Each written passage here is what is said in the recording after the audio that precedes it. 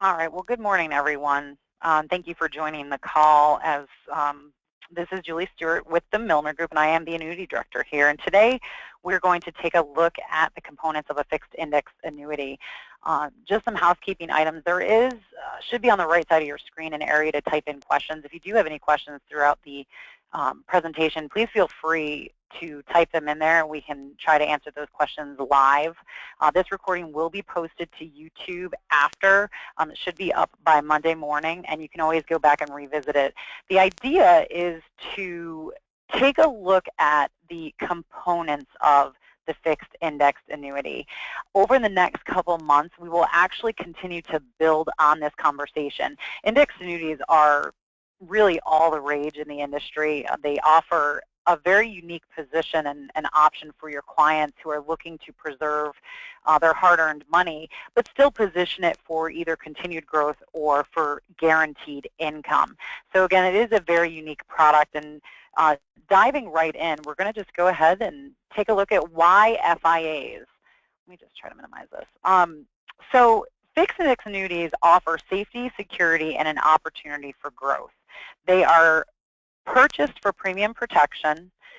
They offer tax deferral. They have growth potential that is tied to the market, guaranteed lifetime income options that can never be outlived, and it also offers legacy planning.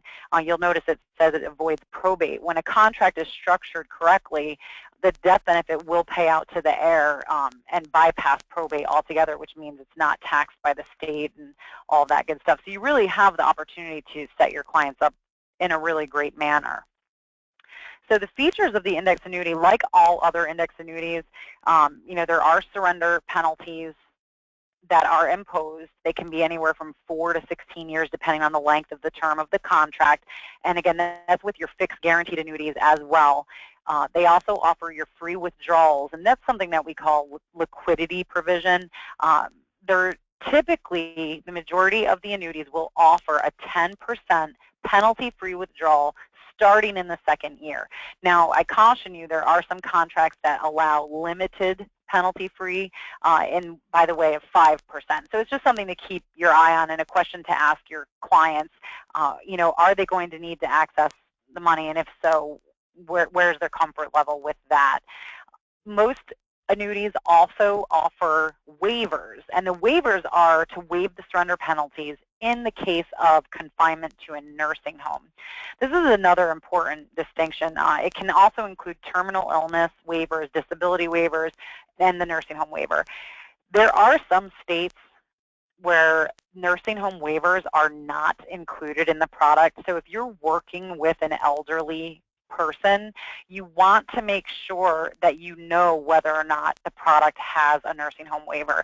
And the reason is because we all know that annuities tie up the premiums. They lock them up with a surrender penalty, and if, in a year, let's say after the policy goes into force, your client has an event where they need to go to a nursing home. If there isn't a nursing home waiver, any money they try to take out over the penalty-free will be penalized. They will be assessed their surrender penalty and potentially a market value adjustment, which is just another penalty that can be assessed. So it's important to keep that in mind when you're working with older clients. And also, another feature is that index annuities sometimes offer premium bonuses, and we will get more into that in later webinars. So if you're not all too familiar with how annuities are built out from a foundational standpoint and the types of annuities, I do encourage you to go to the YouTube channel for the Milner Group and watch our Annuities 101 presentation as well as our suitability presentation. So index annuities, how do they differ from everyone else? Well, they offer upside potential and downside protection. That's probably the most used tagline in the industry and something you should commit to memory. It'll help you when you're talking to people. What is an index annuity? Well, it offers upside potential and downside protection. Well, what do you mean by that? Well, what I mean is that it does not participate in market downturns. The contracts include guarantees, but the biggest guarantee is that when the market is flat or down, the worst case scenario is that your client will be credited zero. So the indexed annuities allow your clients to have more control and customization in the form of multiple crediting options and strategies, and we're going to take a look at that in the next couple slides. Like other annuities, as we mentioned, they do have surrender penalties and fees that could be associated with it for early withdrawal. If you look at the graph on the right, let me zoom in. This is showing you the different types of accounts that your clients can have money in. And you'll notice that at the top, you're seeing that that's kind of like red money, money that's at risk. But as we go down, it's showing us in order of potential for growth, everything that's in green is a safe money option. So certificates of deposit at the bank, that's a safe money option. Has limited growth ability. Money markets, it's a safe money option. If client puts money into these types of products, they're not going to lose any money, but the potential to make money isn't really that great. Savings account, bonds, fixed annuities, and then finally your indexed annuities, which you can see is 100% safe on the downside, and it has a much greater potential for return on the upside. So how is interest credited?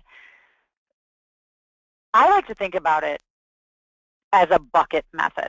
An indexed annuity has a series of buckets or strategies available within the design. Some annuities have 3 buckets, some have 10. And essentially the premium is deposited into these crediting strategies. And the crediting strategies are based on the performance of an outside equity index, typically the S&P 500. That's the most widely known. It is the most widely used. So essentially your clients, when they purchase the indexed annuity, there'll be strategy options for them to choose from. One of the nice things is that they can split the premium up however they see fit. They are never directly invested into the market. So they're putting their premiums into a strategy based on market performance. It's not actually invested into the market, and that's a very important distinction because these are 100% principally guaranteed. They can never lose money. So when the market goes down, or maybe it stays the same, the index annuity would be credited 0. That's also what's known as the floor. The floor is 0. We guarantee they're not going to lose any money, and that's where that downside protection comes in. There's no risk of losing. But conversely, if the market were to go up, your client will earn interest up to the parameters of the contract, up to the stated interest rate or maybe the participation rate, depending on how the calculation is determined, which we're going to look at. Other equity indexes that you will run into will be the NASDAQ, the Russell 2000, the Euro stocks, gold, Dow Jones, the Hang Seng, real estate. Indexed annuities can be everything from very simple, clean design all the way through a robust product offering. Robust product offerings are great for people who are in their 40s and 50s who maybe have had some investment experience. They understand, these different indices, and they like knowing that they have options to, kind of be in, playing the stock market. If you notice what Susie Orman is saying on the right here, she says, if you don't want to take risks but you still want to play the stock market, a good index annuity might be right for you. So let's take a further look at how the index annuity compares to the S&P 500. So if we have a starting point of 100,000 and we put money, 100,000 into an indexed annuity, and it's tracking the S&P, so it's not directly invested. So we see the orange line is the indexed annuity, the blue line is the S&P. So we start off, and really the index annuity stays level the entire time because the S&P is going down, and index annuities guarantee to never participate in market downturns. But so then we see this big dip, and as soon as the market starts to tick up here, you see that the index annuity immediately begins to credit interest. Another really strong selling point is every time an index annuity credits interest, that locks in as their new floor, and they can never drop below that. So as you can see, we're taking advantage of the upside of the market and never, ever the downside. So now we're going to talk about the moving parts of an indexed annuity. As a disclaimer, rates are subject to change. Once a contract goes in force, every anniversary, the carrier reserves the right to adjust the rates within the contract. I will say that indexed annuities are positioned to perform really well in low interest rate environments and in high interest rate environments, and they have components that they can actually move to make sure that the client is really reaping benefit. So we're going to take a look at those components. The first being a cap rate. So the cap rate is the maximum rate the client can make in a particular strategy. So you may see a strategy that's called the S&P 500 annual point-to-point with a 5% cap. So the most the client can make in that particular strategy would be 5%. The least the client would make is 0. So if we have a negative year, they'll be credited as 0. If we have a year in which they earn, the S&P tracks 10%, this particular example would credit 5% to your client. Typically, cap rates within the index annuity are going to be much more competitive than a fixed guaranteed annuity. So another component to an index annuity and a way in which they kind of limit the upside potential is either through a spread or a fee. And there is a distinction here. So the spread is deducted only to the extent that there's a gain in the contract. A fee is deducted regardless of the performance, but oftentimes would give access to more competitive rates. So let me kind of talk about that a little bit more. So oftentimes you'll see maybe an uncapped strategy that has a spread of, let's say, 1%. So what that's saying is that it will track the S&P in this example. If the S&P returns 10%, they'll deduct the spread of 1% and credit 9% to your client, giving your client a lot more potential for growth. Now, if it's fee-based, or actually let me back up. If the S&P does nothing in that year, let's say for that strategy it returns 0, the spread is not deducted from the account value. So it's kind of like your client is safe in that arena. With a fee, it's going to be deducted no matter what. If there's a gain, they'll deduct it, and if there's not a gain, they will still deduct that from the account value. So that's really important, and it is always important to disclose all of these different features to your client. And we are here to help you understand on a product-by-product basis how the strategies work and exactly how to explain them to your clients. So the spread and the fee really is extremely attractive when market gains are high because it gives them that potential for the upside. And then the participation rate, and this is really just a percentage of market performance that is credited as interest. So breaking that down, you'll see a strategy maybe that says, you know, the S&P 500 with a 50% participation rate. So again, in this example, it's an uncapped strategy, and depending on what it returns, let's say the S&P tracks 10%, well, they'll apply that 50% participation rate and then credit 5% to your client's account. So these are all methods of how to determine the interest that will be credited to the premium inside of the strategies that your clients choose. Remember that the trade-off for downside protection is going to be some type of limit to the upside. So whereas index annuities have this much greater potential for growth, the trade-off is that we guarantee you're not going to lose any money, but you're also not going to participate in the full reward of the market.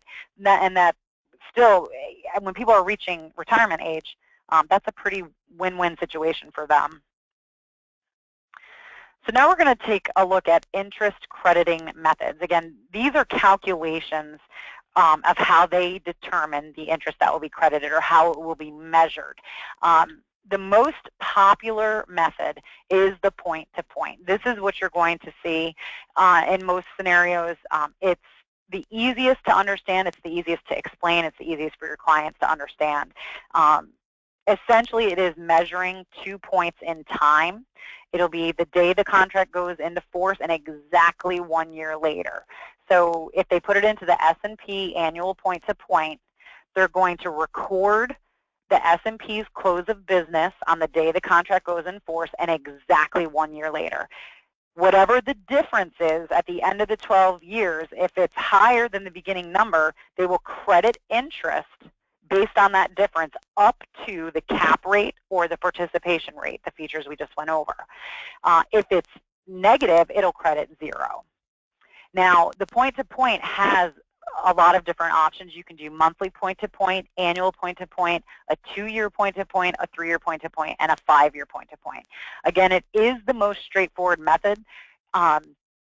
it says that it's the best in the long bull market, but I'll tell you right now, with the markets being down, any type of S&P point-to-point strategy is highly popular right now because the markets are down, and the idea is to hope that in exactly 1 year the market will be higher than it is today. And honestly, we're down 8%. There's a strong likelihood it'll be up. So that's a great strategy if you're just getting into some contracts right now. This next graph is actually going to show you the power of the monthly point-to-point with a cap rate. So if you look at the top, it's showing you we're assuming a monthly cap of 2.5%. Under the 2013 column, it's showing you the gross return, the actual return of the S&P 500 every single month.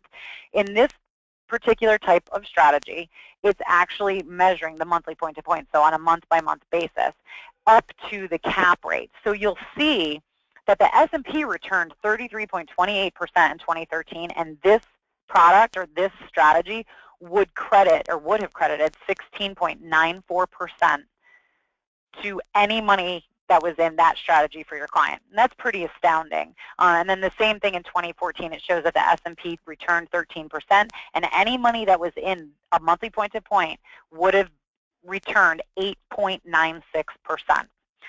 So again, the power of the index annuity, there is a lot of upside potential here. Now, another methodology for calculating how interest is credited, it could be called the monthly sum. And essentially, this is just going to measure the increases and the decreases in the values every month for the 1 year period. They're going to add them up, and then they're going to take that sum, and whatever that sum is up to the cap rate is what they'll credit. And that's pretty straightforward. The monthly average, again, basically what they're doing is they're adding together all 12 months, and then they're dividing it by 12. And then the amount of the index change would then be divided by the starting value. So again, just different ways of calculating the interest, but sometimes you will have clients who are analytical and they want to understand how do these strategies work. And it's really not that difficult. In fact, you could just memorize or write down these couple points of how, what is the definition of monthly average, and then commit it to memory, and it'll be easy. Another really popular calculation method is called the performance trigger. This is actually one of my favorites during volatile times because it's a hedging mechanism for your clients to hedge against, if they're feeling maybe a little bit pessimistic about the market. It offers them a way to put some of their premium into a bucket that will still perform in most cases. So it's also known as the declared rate on gain, and it will credit interest in a flat or positive year. So a flat year means, if it's the S&P annual point-to-point, and let's say it returns 0, there's no change from the day that it goes into force to exactly 1 year later. If it returns a 0, any money that is in this strategy will be credited the stated rate. Typically right now, on average, the stated rate is 3.15%.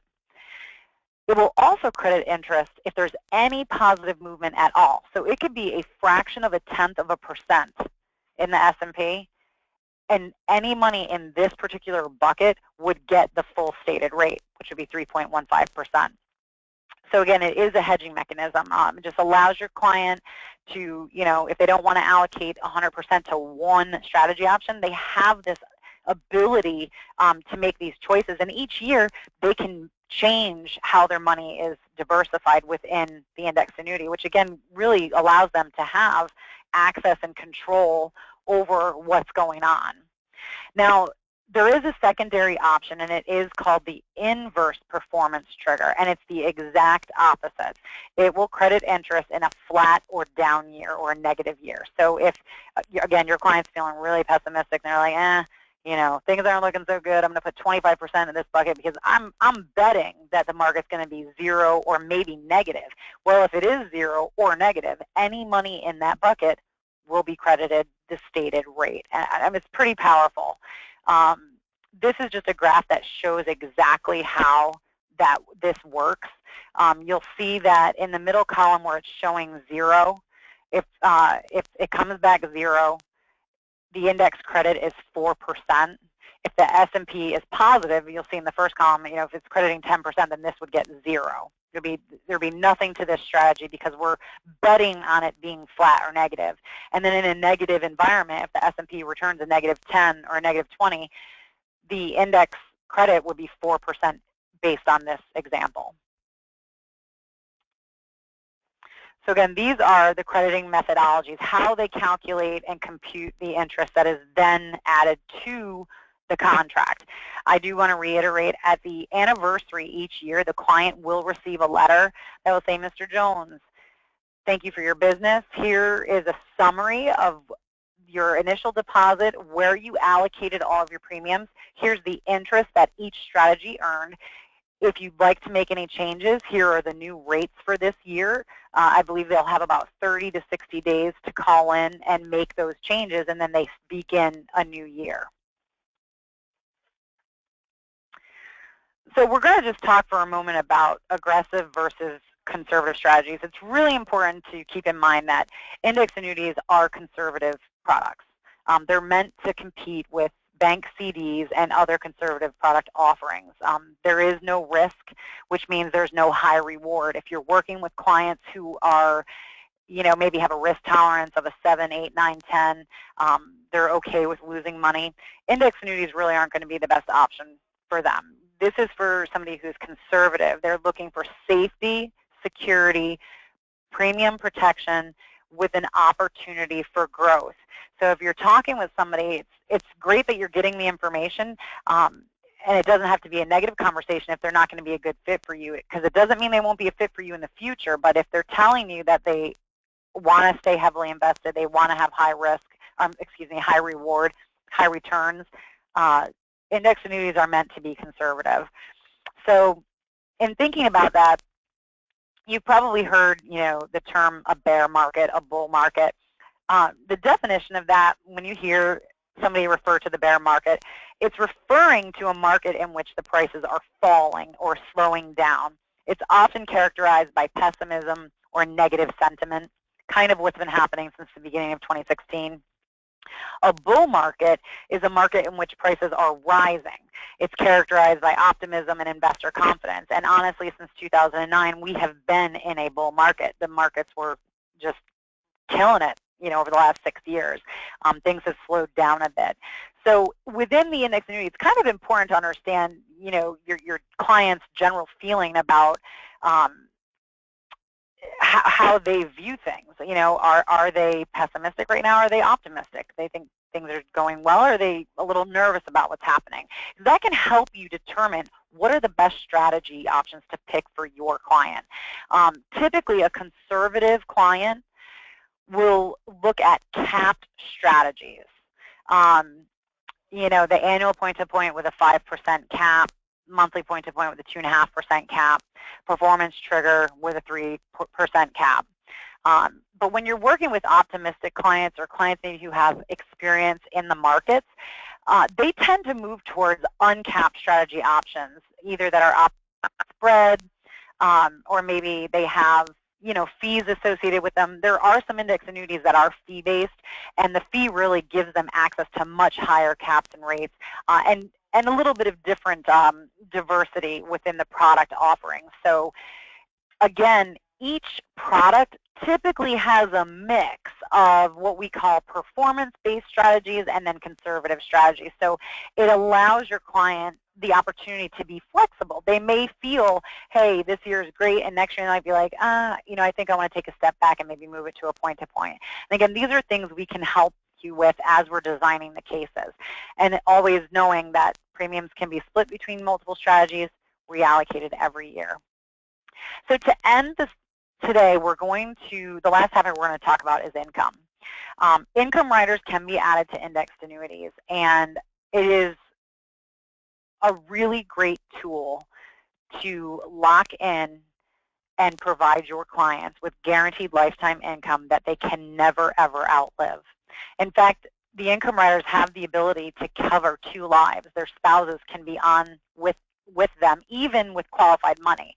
And that's an important distinction, because qualified money typically only belongs to one person. Now, income riders are added for a fee. There is a rider charge that is associated with it in most products. We have seen a few products come to market that do not have a fee, but the majority of them still have fees associated with them. The income riders, the majority of them, work really well when we have at least 3 or more years to defer it. There are some early income options, but the longer the contract is deferred, the higher the payout, not only because it gives the income value an opportunity to grow, but the older your client gets, the higher their payout factor. Each index annuity actually applies a payout factor that when they determine they want to turn it on, they'll say, okay, your client is 72, the payout factor is 4.7%, against the income base, and that's going to be locked in and guaranteed for life. Now, when you have an index annuity with an income rider, there are 2 values to be concerned with, the account value and the income value. You can see this graph over here to the right-hand side showing you. Now, the income value will grow typically at a specific rate, and it will be the highest value in the contract. It's important for you and your clients to understand that the only way to truly realize the value of the income rider is by turning on the income. If your client wants to walk away from the contract or roll it out into a new contract when they're out of surrender, they do not get the income value. They will only get the account value. So it's really important to understand, what are your client's objectives? Do they need income? If so, when do they need income? If they're telling you, well, I don't need income for 15 years, that doesn't mean an income rider product isn't a great option for them. There are people who recognize the need to have that fixed portion of their portfolio and are comfortable with saying, you know what, I'm going to earmark this $100,000 and I'm going to let it grow for 15 years with an income rider, and I'm never, ever, ever going to move it. So that's great, because we have income riders that can grow up to 20 years. So it's really setting them up in an excellent manner. However, there could be clients who say, well, I'm not really sure if I'm going to need income. I'm thinking I have 7 to 10 years to grow this. Well, in that instance, an income rider may not be the best option for them. It might be a better option to put them into just a growth product, and then at the end of the 7th or the 10th year, roll it into an income product. So another thing for your planning minds to remember is that there's always opportunity to roll annuities. Once there's money in an annuity, there's repeat business there for the most part. So the account value is the only option for lump sum withdrawal. Again, if your client decides that they want to surrender the policy or walk away at the end, it would only be the account value that they would get. The income rider would need to be turned on in order to receive that elevated amount. So we are going to take a deeper dive in our next webinar looking at the structure of the riders that are available. It's not just income riders, but we do have death benefit riders as well as long-term care kickers. And hopefully this was great information for you to kind of start building that foundation of what is an indexed annuity, what are the moving parts inside of it, and how does it work. As always, this will be posted to YouTube. We really do appreciate your time. I'm going to just see here if we have any questions. Doesn't look like we have any questions in the chat box. Feel free to call us. Our number is 800-926-9206. We're happy to answer any questions you may have. Outside of that, we hope you have a great weekend.